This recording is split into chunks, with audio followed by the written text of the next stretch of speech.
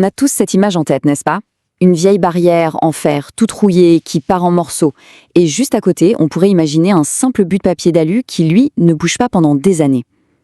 Pourtant, ils sont tous les deux dehors, sous la pluie, dans l'air. Alors, c'est quoi le truc? Voilà, c'est exactement ça, le mystère qu'on va essayer de percer aujourd'hui. D'un côté, on a un métal qui se détruit tout seul, et de l'autre, un qui a l'air de se défendre vaillamment. Pour comprendre ce paradoxe, il va falloir se transformer en détective et examiner les indices un par un. Allez, c'est parti! Et comme dans toute bonne enquête, la première étape, c'est quoi? C'est d'identifier les suspects.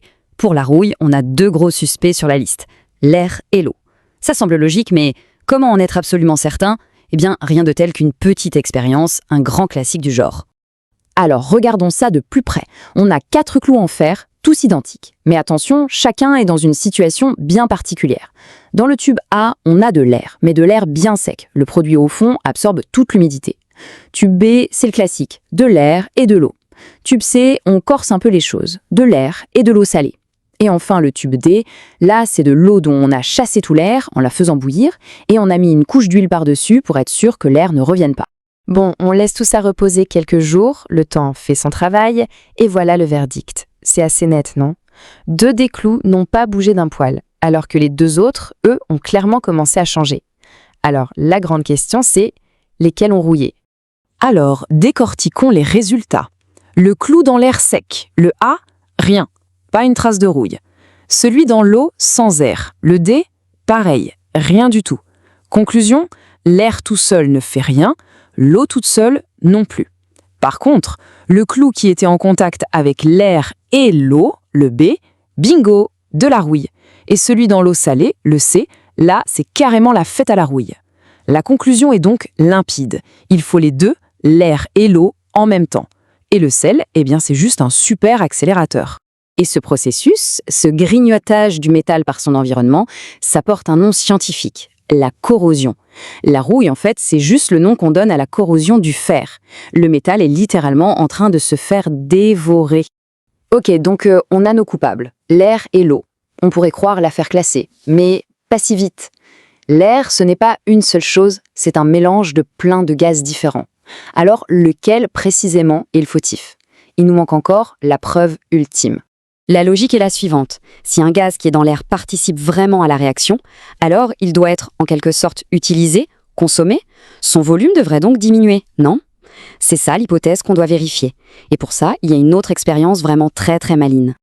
Regardez-moi cette astuce. On prend de la paille de fer qu'on a humidifiée. Comme ça, on a bien nos 2 conditions, le fer et l'eau, et on la coince au fond d'un tube à essai. Ensuite, on retourne le tube sur une bassine d'eau. Qu'est-ce qui va se passer? En rouillant, le fer va manger le gaz responsable dans l'air emprisonné. Et la preuve visible, c'est que l'eau va monter dans le tube pour prendre la place du gaz qui a disparu. C'est génial, non? Et là, c'est le moment décisif. On observe que l'eau ne monte pas n'importe comment. Elle s'arrête quand elle a rempli à peu près 1/5 du volume du tube. 1/5. Est-ce que ça rappelle quelque chose? Quel est le gaz qui constitue environ 1/5 de l'air qu'on respire? Eh oui, c'est le dioxygène, l'O2. Le voilà notre coupable. C'est lui le composant de l'air qui est absolument essentiel pour que la rouille se forme. Cette réaction chimique, qu'on appelle une oxydation, prend des atomes de fer, des molécules de dioxygène, et les combine pour fabriquer ce nouveau truc, la rouille. Et voilà la recette chimique, en quelque sorte. Ça dit juste que si on prend 4 atomes de fer et 3 molécules de dioxygène, on peut fabriquer 2 unités de ce qu'on appelle l'oxyde de fer 3, qui est le principal composant de la rouille. C'est un peu comme la signature de cette lente destruction du fer. Bon, le cas du fer semble résolu. Mais ça nous explique toujours pas pourquoi l'aluminium, lui, s'en sort si bien. Pourquoi il échappe à ce destin. Et c'est là que l'histoire devient vraiment intéressante.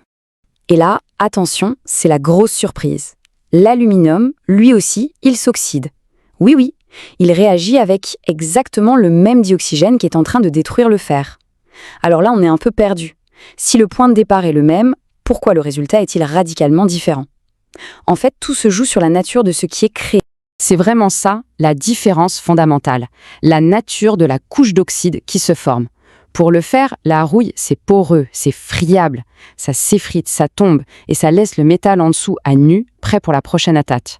C'est un bouclier plein de trous. Pour l'aluminium, son oxyde, qu'on appelle l'alumine, c'est tout l'inverse. C'est une couche parfaitement étanche et qui colle au métal. C'est une armure parfaite. Et cette couche protectrice, elle se forme quasi instantanément dès que l'aluminium est en contact avec l'air. Elle est tellement fine qu'elle est invisible à l'œil nu, mais elle est incroyablement efficace. Elle isole complètement le reste du métal de l'air et de l'eau. La porte est fermée. Cette expérience est juste incroyable pour le visualiser. Si on chauffe un fil d'aluminium avec une flamme, il va fondre vers 660 degrés. Mais regardez bien, le liquide ne tombe pas. Pourquoi ? Parce qu'il est prisonnier dans une sorte de sac invisible qui est en fait sa propre couche d'alumine. L'alumine, elle, ne fond qu'à plus de 2000 degrés. Cette peau est si résistante qu'elle arrive à contenir le métal en fusion. C'est la preuve ultime de sa solidité. On arrive donc à cette situation un peu folle. Deux métaux qui subissent la même réaction, l'oxydation, mais pour des résultats complètement opposés. Pour l'un, c'est la destruction, pour l'autre, c'est la protection. Voilà, donc le résumé de notre histoire à deux vitesses. Pour le fer, s'oxyder, c'est le début de la fin. La rouille est une porte ouverte qui invite encore plus de corrosion. C'est une lente condamnation. Pour l'aluminium, s'oxyder, c'est son salut. L'alumine est un bouclier, un gardien qui protège le métal qui est juste en dessous. Et quand on y pense, toutes les techniques qu'on a inventées pour protéger le fer, la peinture, la graisse, le plastique, la galvanisation, tout ça, ce n'est rien d'autre qu'une tentative de donner au fer, de façon artificielle, ce que l'aluminium fait tout seul, naturellement, se créer une barrière étanche contre le monde extérieur. Alors la prochaine fois qu'on croisera un objet en métal, on pourra le regarder différemment. On pourra se demander, est-ce qu'il est en train de mener une bataille perdue d'avance pour sa survie, ou est-ce qu'au contraire, il est tranquillement à l'abri, protégé par sa propre armure invisible. Une armure créée par la réaction même qui aurait dû le détruire. C'est quand même une belle ironie de la chimie, n'est-ce pas ?